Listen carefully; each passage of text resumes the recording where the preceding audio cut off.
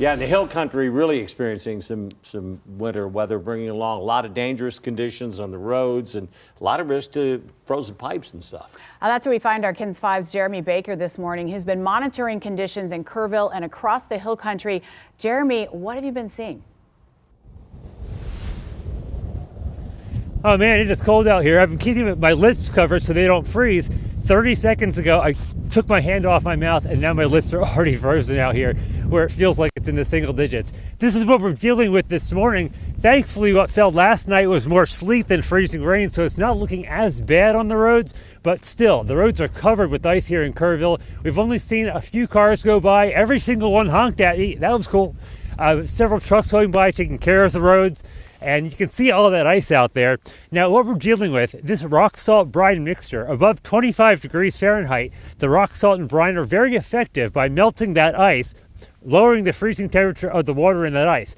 Once you get down to about 20 degrees, the moisture becomes much more ineffective. Below 15, it isn't even worth trying. That's why waiting until the sun comes up and the road is warm, but freezing is a must.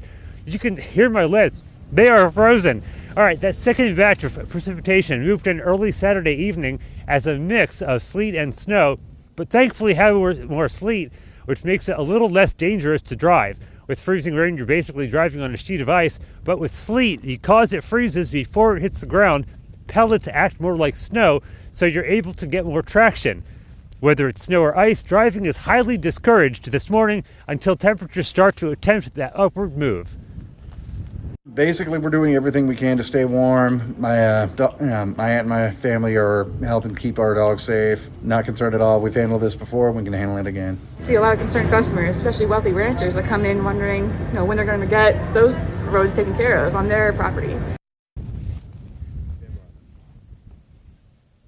That second woman, she was from New York, so she knows all about ice. The city of Kerrville has these advisors for homeowners to avoid pipe bursting issues.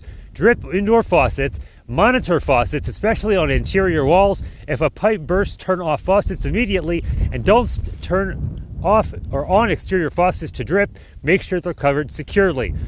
The last time my mouth froze like this was in 2021 here in Kerrville when it was 6 degrees. What do you know, it happens again. Now we're watching the Kerrville Public Utilities Board for updates on power outages. So far, only one. I wouldn't want to be that person, but thankfully nothing widespread. With the cold sticking around for a few days, someone you know might be in need of a place to stay that's warm. That's why the Calvary Temple Church is open here in Kerrville. Non-aggressive pets can also go. The address, 2000 Texas Loop 534. You can call 830-895-3000 for more information. Reporting live in Kerrville, Jeremy Baker, and my lips, KENS 5. Jeremy, thank you. 17 degrees out there in Kerrville right now. Feels like 4 or 5 degrees. Well,